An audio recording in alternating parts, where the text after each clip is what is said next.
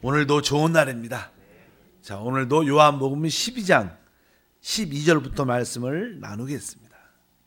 어제는 특별히 11장에 죽은 지 4일이 돼서 썩은 냄새가까지 나는 죽은 나사로가 부활하는 그런 큰 사건이 기록이 되어 있습니다.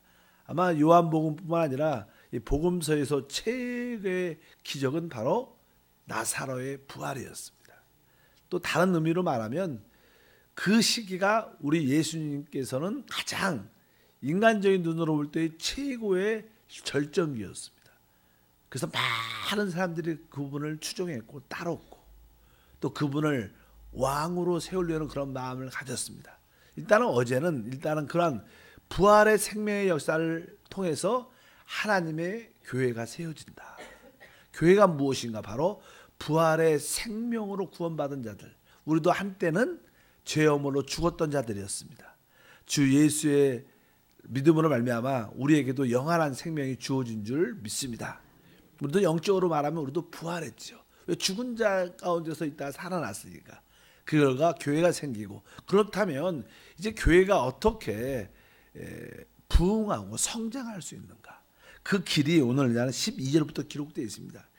12절에 보면 이제 예수님께서 예루살렘으로 이제 올라가는 그런 말씀이 기록되어 있죠. 12절 읽어보니까 그 이튿날에는 명절이 온 큰 무리가 예수께서 예루살렘으로 오신다는 것을 듣고 종려나무 가지를 가지고 맞으려 나가 외치되 호산나 찬송하리로다.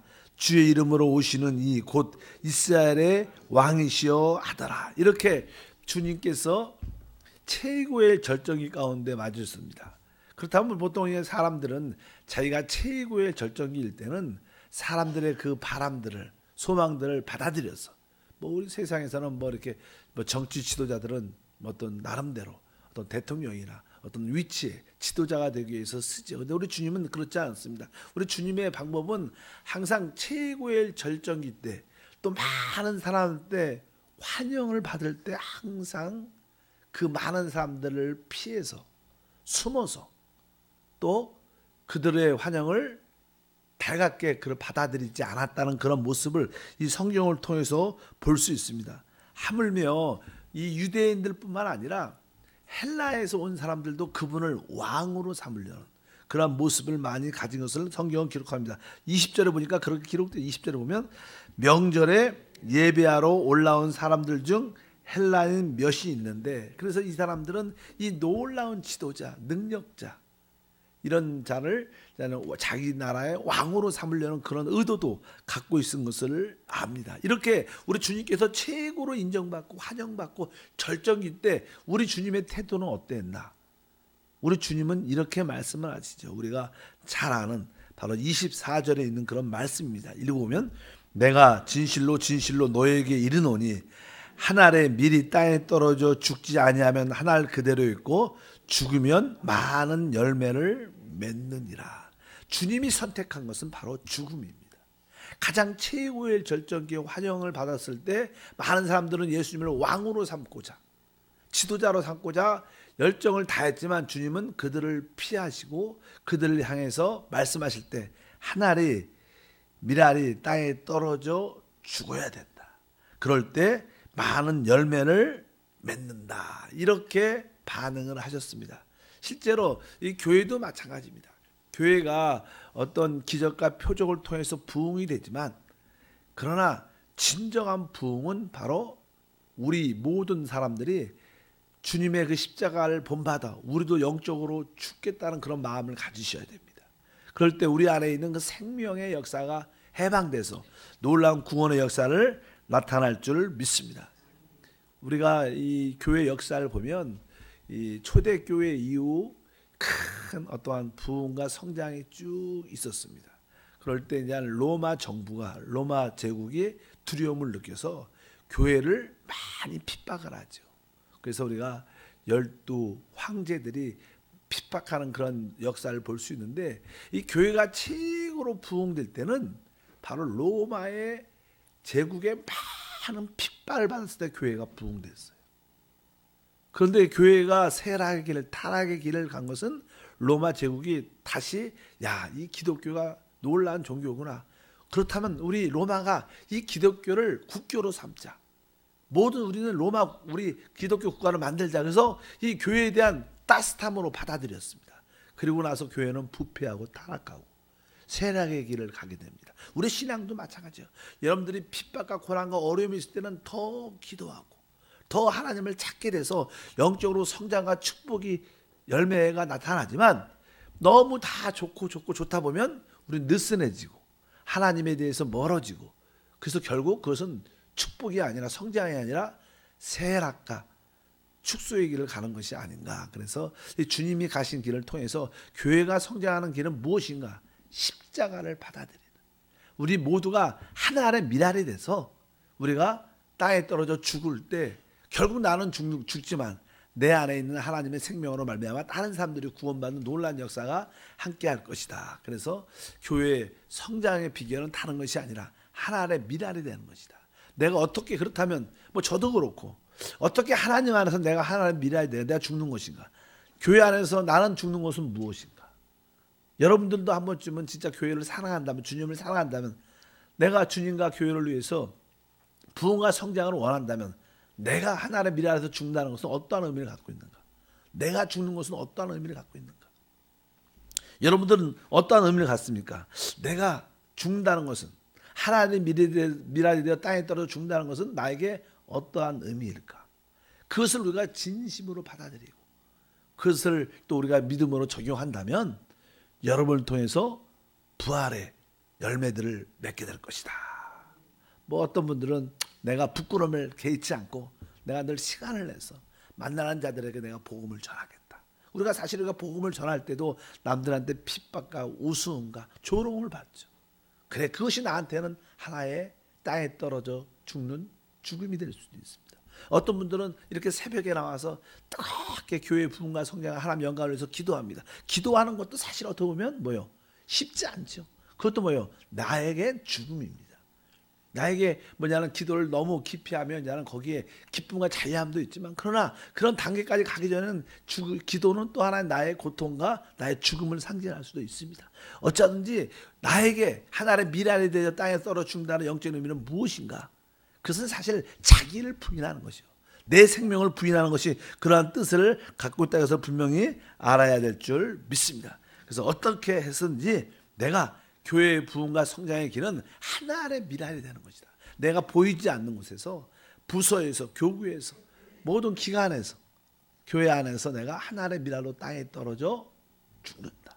이것은 영광을 구하는 게 아니라 남들한테 인정받고 남들한테 존귀받고 자랑스러움을 받는 것이 하나의 미랄이 되는 것이다. 하나의 미랄이 되는 것은 어떻게 수치와 부끄러움을 당할 수도 있는 것이다. 그럴 때 결국 우리 안에 있는 하나님의 생명의 역사가 흘러나와 다른 사람도 살리고 회복하는 놀라운 역사가 우리 가운데 함께할 줄 믿습니다.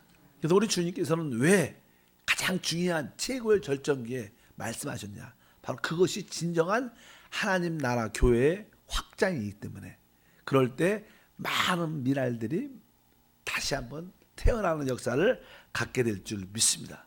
성경은 바로 그렇게 말씀합니다. 그래서 하나의 미랄이 된다는 죽음이라는 뜻은 바로 그분 예수님이 이 땅에 오셨을 때 사실 육신 사람으로 우리 안에 오셨습니다. 근데 그분이 이 땅에 오셨을 때 그분 안에는 하나님의 생명이 계셨어요. 근데 그 하나님의 생명이 육체라는 껍질에 갇혀져 있었어요. 우리가 보통 미랄도 마찬가지, 미랄도 쌀알도 마찬가지지만 이 껍질이 있고 그 안에 생명이 있습니다. 미랄에, 쌀알에 생명이 있는데 그것이 어떻게 그냥 일반적으로 나오지 않죠. 씨의 껍질을 다 펴는데 이것이 이제는 땅에 떨어져서, 알다시피 이제 온도하고 알맞은 온도와 습도가 맞으면 이 껍질이 터지면서 거기서 뿌리를 내리고 생이 쭉 자라서 나중에는 많은 열매를 맺게 됩니다. 마찬가지로 예수님은 육신이란 껍질에 쌓여 있었어요. 그 육신이라는 껍질이 이렇게 깨어져요. 그것이 뭡니까? 십자가의 죽음이십니다. 그분의 육신에 이렇게 깨어졌을 때 그 안에 하나님의 생명이 해방돼서, 그것이 사실 성령이죠. 그분이 이제 성령으로 우리 가운데 마음껏 역사할 수 있는 그런 길들이 열리신 줄 믿습니다. 그래서 많은 미랄을 산출하기 위해서, 만들어내기 위해서 그분이 죽으셨다. 근데 또 그분의 죽으심은 여러 가지 의미가 있는데 그 중에 또 하나는 바로 사단을 처리하기 위한 것이다. 이런 말씀이 기록되어 있어요. 만약에 12장 31절에 보면 이렇게 말씀하죠. 이제 이 세상에 대한 심판이 이르렀으니 이 세상 임금이 쫓겨나리라. 주님께서 십자가의 죽음, 하나의 미랄로 죽으심의 의미는 또 하나의 이 사단을 끝내기 위해서, 이 세상을 심판하기 위해서. 그래서 여기가 이 세상에 대한 심판이 이르렀다. 그러니까 어느 때 이 세상이 심판받는가? 이 세상의 사실 주인은 마귀입니다. 그래서 사단입니다. 그러니까 이 세상의 임금이 쫓겨날 것이다. 이 세상의 임금이 누굴 말합니까? 마귀와 사단을 말하지. 어느 때 마귀와 사단이 끝났는가? 바로 주님이 십자가에서 죽으셨을 때. 많은 사람들 왜 주님의 십자가의 죽으심이, 십자가의 죽으심이 사단을 심판하는 것인가? 이런 생각을 많이 가져요. 사실 사단은요, 첫 번째 사람들에게, 아담과 하와에게 죄를 짓게 함으로 말미암아 자기의 죄를 짓는 능력을, 생명을, 자기 자신을 어디에다 심어놨어요?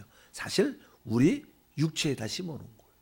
사실 이게 선악과를 먹었다는 것은요, 선악과는 사단을 의미합니다. 또 생명나무는 그리스도를 의미하는데, 우리가 선악과를 늘 말씀드리지만 선악과를 먹었다, 우리가 그냥 사과를 먹었다. 사과가 어디로 가요? 사과를 먹으면 서화돼 갖고 내 살이 돼요. 내 살과 피가 돼요. 그러니까 이 사단이 선악과를 먹었다는 것은 우리가 우리 육신 안에 사단을 가지고 있다는 거예요.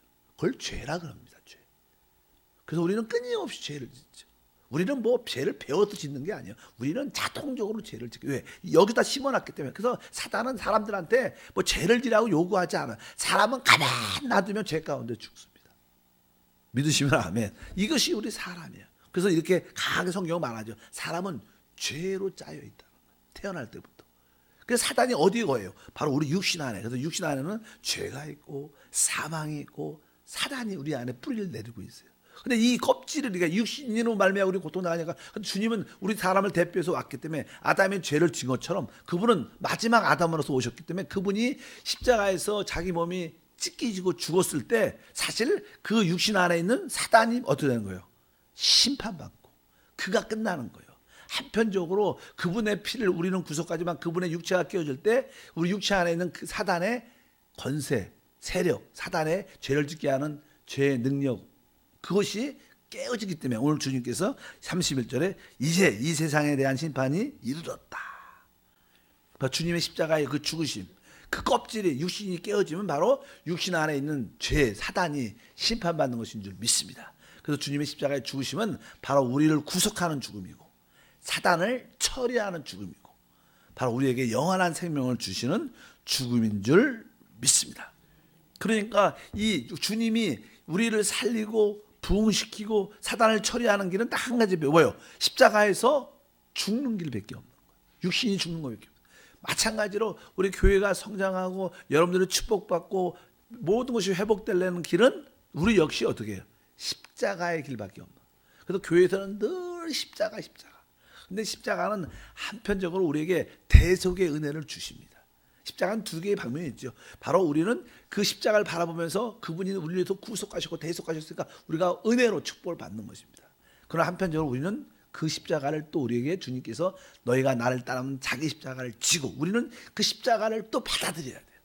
내 옛사람이, 내 육신이 십자가를 받아들여서 우리도 죽을 때 바로 부흥이란, 축복이란 것이 다가옵니다. 믿으시면 아멘. 그래서 종종 하나님은 우리를 축복하기 전에 어떤 고난이란 죽음 가운데 깊이 집어넣습니다. 절망이란 죽음 가운데 깊이 집어넣어요. 그래서 우리가 끝나는 것 같지만, 그래서 나는 끝이다. 난 더 이상 소망이 없다. 사도 바울도 나는 이제 사도행성을 받았다. 다시는 소망이 없다. 이렇게 본인이 죽었다는 확신과 느낌을 갖고 아무것도 할 수 없음을 느꼈을 때, 그때 우리 안에 있는 부활의 생명이 나타나서 기적과 역사를 이루신 줄 믿습니다. 이것이 교회의 길이다. 교회의 길은 무엇인가? 하나의 미랄로 끝나는 겁니다. 우리는, 세상 사람들은 끝나면 끝이지만 우리는 끝나면 부활이 있다는 거예요. 믿으시길 바랍니다. 여러분은 절대로 실패하지 않습니다. 실패처럼 보이지만 사실 우리가 끝났을 때, 실패처럼 할 때 부활의 능력이 나타나서 다시 회복되고 살아나고 하나님의 영광을 나타낼 줄 믿습니다. 그래서 25절에 이렇게 말하는 겁니다. 25절 읽어보니까 자기의 생명을 사랑하는 자는 잃어버릴 것이요 이 세상에서 자기의 생명을 미워하는 자는 영생하도록 보존하리라. 여기서 말하죠. 자기의 생명을 사랑하는 자. 많은 사람들은 인정받고 자기를 지키고 그래서 자기를 변호하고 따지고 다 이런 것들 여러 가지 뭐 따진다. 누굴 위해서 따지는 거? 자기를 위해서 따지는 거. 자기를 보존하기 위해서. 항상 모든 사람들은 자기를 위해서 살고 자기를 지키기 위해서 살고 자기를 지키고 자기를 보존하려면 사람은 사실 더 실패하게 돼 있어요. 아예 그래 내가 끝나자. 그 오늘 말씀에도 자기 생명을 사랑하면 잃어버릴 것이지만 자기의 이 세상에서 자기의 생명을 미워하는 자는 영생하도록 될 것이다. 그래서 이 교회의 길, 참된 교회의 일꾼이 된다는 것은 기쁨으로 자기 생명을 버리는 거예요. 남들한테 부끄러움과 수치를 당해도 그런 거에 연연하지 않고 나는 믿음의 복음을 위해서 사람을 살리기 위해서 충성스럽게 보이지 않지만 충성스럽게 하나님을 섬기기는 원한다. 이런 마음으로 나의 영광과 자랑이 아니라 진짜 하나님의 나라와 다른 사람을 간심하는 겁니다. 여러분들이 다른 사람을 간심하고 돌보기를 바랍니다. 그러기 위해서 여러분의 생명을 부인할 수 있는 그런 믿음의 역사가 함께할 줄 믿습니다. 그럴 때 하나님의 교회가 성장하고 강해지고 그 교회를 통해서 하나님의 생명이 나타날 것이다. 그래서 이 뒷부분에는 어떻게 이 교회가 성장하고 발전하고 부흥될 수 있는가? 그 길은 우리 각자가 바로 자기 십자가를 지는 것이다. 자기가 하나님의 미랄로 끝나는 것이다. 그렇다면 내가 끝나는 내가 하나님의 미랄이 된다는 뜻은 무엇인가? 한 번쯤은 다 각자 여러분들이 봉사하는 그 부서에서 하나님의 미랄이 되기를 축복합니다. 뭐 쉬운 예로 내가 만약에 어떤 부서에서 기관에서 봉사한다 그러면 다른 사람은 늦게 와도 내가 조금 30분 일찍 와서 하나님 우리 이 기도 봉사부가 하나님 은혜 가운데 활성화되게 도와주시고 많은 사람들이 모이게 도와주고 다음들은 다음부터 좀 더 일찍 와서 기도하고 먼저 준비한다면 그것도 뭐예요? 보이지 않는 하나님의 미랄의 모습이죠. 어쩌든지 우리가 모든 부서에서 그런 모습을 가질 때마다 또 그런 분들이 많이 생길 때마다 모든 성도들이 내가 하나님의 미랄로 내가 땅에 떨어져 죽을 것이다. 그러면 그 결과 많은 열매를 서로를 통해서 나타나게 될 줄 믿습니다. 그래서 우리 한세교회가 저도 그렇고요. 우리 사역자도 그렇고 우리 모든 재직들 성도들이 기쁨으로 내가 모든 부서에서 하나님의 미랄이 되리라. 내가 죽으리라.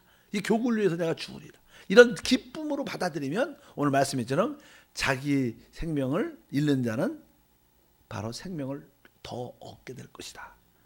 그러나 자기만 주장하고 자기 이래서 자기 의견만 주장하고 자기 뜻대로만 하려고 그러면 결국 그것은 더 많은 것을 잃어버리는 결과가 될 줄 믿습니다. 우리 주님께서는 이렇게 많은 기적을 행했는데 우리 한번 이 37절에 그런 표현이 37절에 보면 이렇게 많은 표적을 그들 앞에서 행하셨으나 그를 믿지 아니하니 38절 이는 선지자 이사야의 말씀을 이루려 하심이라. 이르되 주여 우리에게 들은 바를 누가 믿었으며 주의 팔이 누구에게 나타났나이까 하였더라. 이사야 선지자 53장에 써있죠. 1절에 주여 우리가 이 들은 바를 누가 믿었고 우리 주님께서 이 땅에 오셔서 많은 사역과 사랑과 또 치유와 능력과 기적과 표적을 보여줬는데도 믿을 사람 믿지만 또 많은 사람들이 믿지 아니했다. 왜 믿지 않을까? 왜 많은 그런 기적과 주님의 그 큰 사랑을 받는데 왜 믿지 않을까? 한번 그런 의구심도 우리가 한번 듭니다. 그래서 다른 것이 아니라 하나님이 어떻게 보면 영적으로 보면 그들을 택하지 않았다는 거예요. 여러분들의 영적인 눈이 열려서 주님이 나의 하나님으로 보여지고 주님의 그 은혜가 보여지고 주님의 기적이 다 쉽게 믿어져도 그것은 여러분들이 하나님께 선택받은 축복받은 자라는 거예요. 하나님이 선택하지 않았으면 아무리 기적을 봐도 안 믿습니다. 세상 진짜로 그렇습니다. 많은 사람들이 설사 죽은 자들이 이 시대에 죽은 나사로가 살아나도 안 믿는 사람은 안 믿어요. 왜? 하나님이 그들의 눈을 열어주지 않았기 때문에. 그러니까 우리는 영적 눈이 어떻게 열렸죠. 그게 진짜 복입니다. 믿으시면 아멘. 이사야 선지자를 통해서 주님께서 그렇게 말씀하셨습니다. 그래서 이 믿지 않는 자들은 사실 영적으로 눈이 멀었고 아주 교만한 거죠. 하나님 볼 때. 하나님이 그들을 택하지 않았습니다. 그것이 가장 이 땅에서 불쌍하고 가장 무서운 것이어서 깨닫기를 바랍니다. 자꾸만 내가 좀 안다. 이 안다는 것은 전년반도 그런 말씀에서 이 사람들은 죄와 어둠과 사망 가운데 있는데 자꾸만 내가 뭘 안다는 사람들이 판단하죠. 내가 좀 아니까 그렇게 하면 안 되고 목사님이 그렇게 하시면 안 되고 틀렸습니다. 막 이렇게 좀 안다고 생각하니까 진짜 안다고 하는 사람들은 눈이 먼 사람입니다. 진짜 아는 사람들은 그런 말 하지 않죠. 진짜 안다면 그 사람을 뒤에 배후에서 그 사람을 위해서 중보하고 더 기도해주고 남들을 판단하고 비판하고 정죄하는 게 아니라 진짜 못 봤으니까 그렇게 아는 체를 하는 것이지. 진짜 아는 사람들은 모든 것을 사랑과 긍휼을 바라볼 수 있는 그런 눈이 함께 할 줄 믿습니다. 유대인들은 종교자들은 믿지 않았어요. 결국. 그리고 나서 이제는 요한복음 12장에 쭉 보면 마지막으로 그냥 종교 바리새인들 자들에게 지도자들에게 이야기를 몇 번 하셔 이렇게.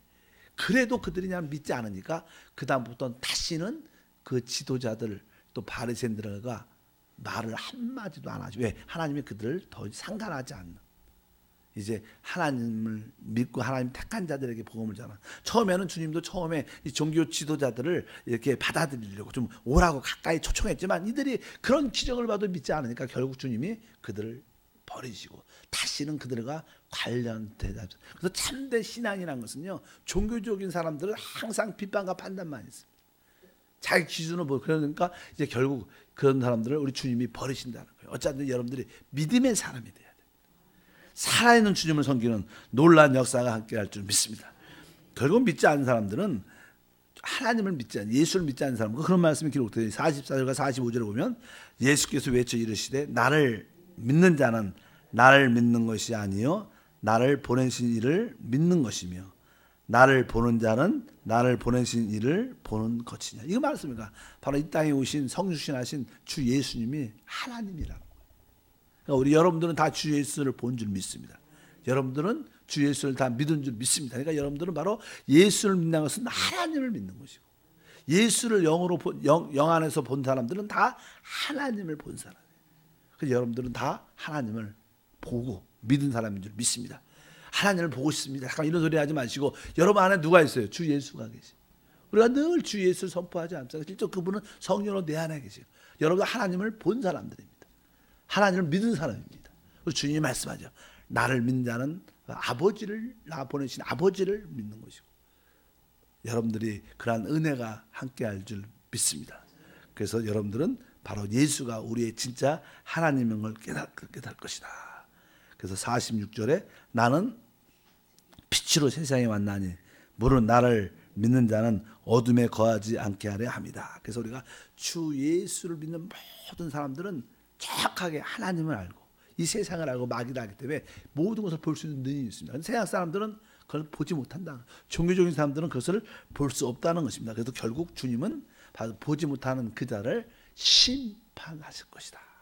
그래서 심판의 말씀, 우리가 지금 이 생명의 말씀을 듣고 있는데 하나님의 말씀을 듣고 믿으면 우리에게 빛이 있고 어둠에서 벗어납니다. 그러나 하나님의 생명의 말씀을 들어도 믿지 않으면 그 말씀으로 인하여 그들은 심판을 받게 될 것이다. 그래서 아주 47절에 보니까 사람이 내 말을 듣고 지키지 아니할지라도 내가 그를 심판하지 아니하노라. 내가 온 것은 세상을 심판하려 하심이 아니요 세상을 구원하려 함이라.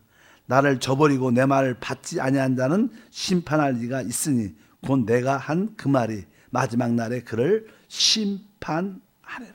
그러니까 하나님의 말씀을 믿는 자는 심판을 받지 않는다는 겁니다. 그러나 하나님의 말씀을 믿지 않는 자는 곧 그 말씀이 그들을 심판하게 될 것이다. 이렇게 강하게 주님께서 말씀을 하십니다. 그래서 우리는 다시 한번 이 부활의 생명을 가진 자들이 교회가 되는 것이고 근데 이 교회가 어떻게 성장하냐? 그 길은 아주 단순하게 하나님의 미랄로 우리가 끝나겠다는 그런 마음을 갖고 나를 내려놓고 그럴 때 내 자신을 부인할 때 그 성장과 축복이 다가온다. 여러분들이 모든 일에 대해서 자기를 부인하고 내 생명을 이렇게 살아가지 않고 다른 사람의 관심을 갖기를 바랍니다. 그래서 여러분들이 내 생명보다 내 자신보다 다른 사람을 관심하고 돌보고 다른 사람을 살리고 회복하는 것이 바로 하나의 미랄의 삶이다. 그것은 큰 부흥과 축복을 여러분에게 누리게 할 걸 확신합니다. 하나님 아버지 감사합니다.